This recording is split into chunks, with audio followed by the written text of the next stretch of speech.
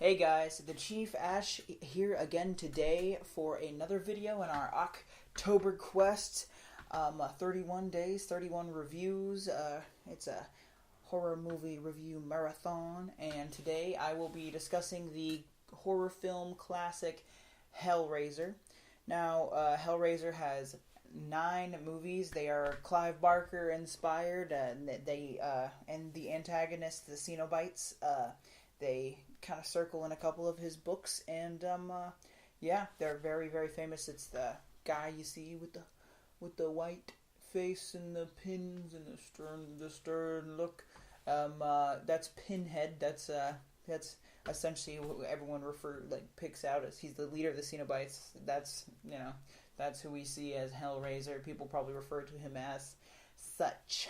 So, the plot lines in these movies differ greatly. In the first one, it's very interesting to me because you're the monster, the bad guys, the Cenobites. They're not.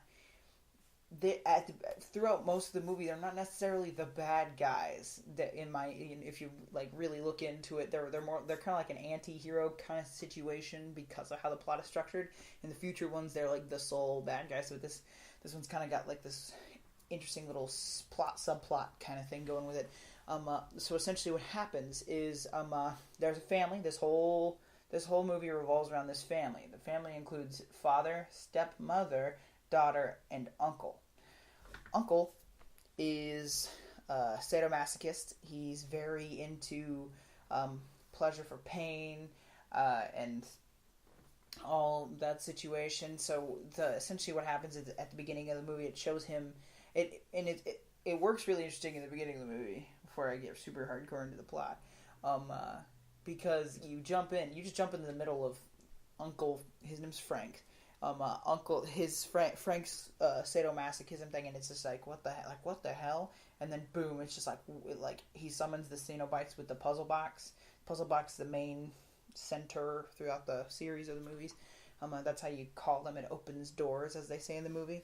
So he summons the Cenobites on purpose because he knows they'll torture him, and that's kind of their thing. They refer to themselves as, some people call us demons, and some people call us angels, kind of thing.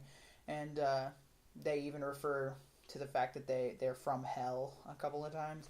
And what they do is essentially they torture somebody to the point, and it's like they don't, but like since they're in hell, they can't die. So it shows after Frank gets what he wants and gets all tortured and stuff, he's just got a couple chunks of him left, but it still shows that he's conscious through that, which is crazy. So he summons them, and so essentially he's dead, right? And then his brother and his stepwife, father and stepmother, move into this house.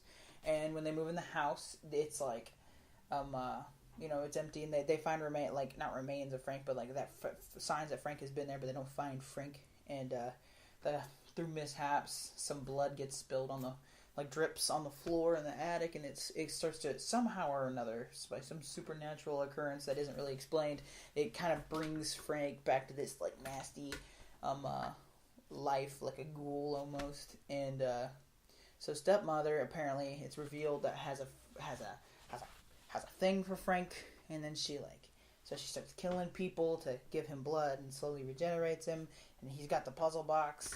And then daughter gets a hold of said puzzle box, summons the Cenobites, almost gets killed by him, was like, oh, someone escaped you. If I give them to you, will you let me go? And they're like, maybe, but for right now, go find the guy that got away from us. So she's like, chill, let's go, and she leaves. That's exactly how the conversation goes, word for word, I promise. So she leaves, and she's trying to find that. This is very bash of what the movie's about. I don't want to give it all away, but you need the plot. The plot's complicated enough to understand the stuff I'm talking about. It's better to just know some of it, most of it. A bash model of the whole synopsis. Anyhoozle, she leaves, finds out that Frank has killed her dad, and is put on his face and shit, and he's pretending to be her, and then eventually, the end of the movie, spoiler, the Cenobites get him, And then they're like, oh, we're going to get you too. And then she closes the puzzle box, which effectively closes the door, and they're shut out. Now, the reason why I say that the Cenobites are like anti-heroes is, I mean, essentially, like, they were kind of helping her. They essentially getting a demon out of the house. And then at the very end of the movie, they flip around and they're like, okay, I'm going to get you now. Because they definitely were like, we'll maybe let you go. And then they decided they're not gonna. But, it's one of those situations where it's like the movie could have ended probably, I think, 15 minutes earlier if she would have just been like, all right, well, end goal here is I need to get this guy to them. Because that was definitely the best move for her. And as classic 80s horror movies goes, there's definitely a dumb bitch moment where she knows that she was told by them, oh yeah, well, if you bring him to us, we might let you go, right? And they're interdimensional beings, so probably gonna find you, right? If you don't do it. So she leaves. She's like cool, whatever, and runs away. And then she finds Frank. Frank's trying to kill her.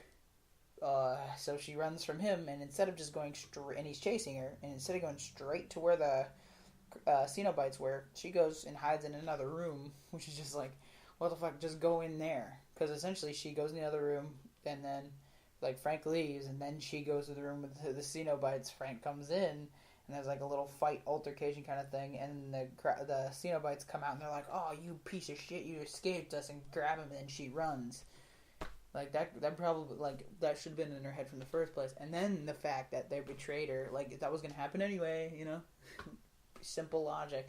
But they betrayed her, and then she grabs a puzzle box, closes that shit, and then she tries to burn the puzzle box, which, more or less doesn't work, obviously, because there's 8 other movies. But, yeah, so it's fun. It's fun to try to keep up with the plot and stuff like that, because that was a super condensed version. There's a lot to it. So it's very entertaining, very good.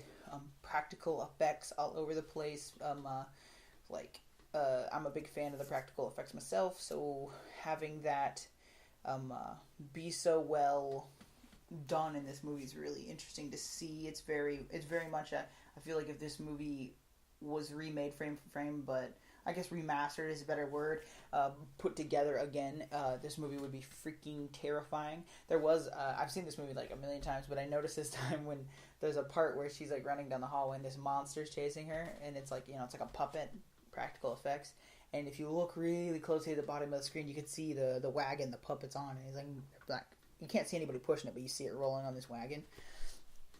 I don't know, it made me kind of laugh. It was pretty funny.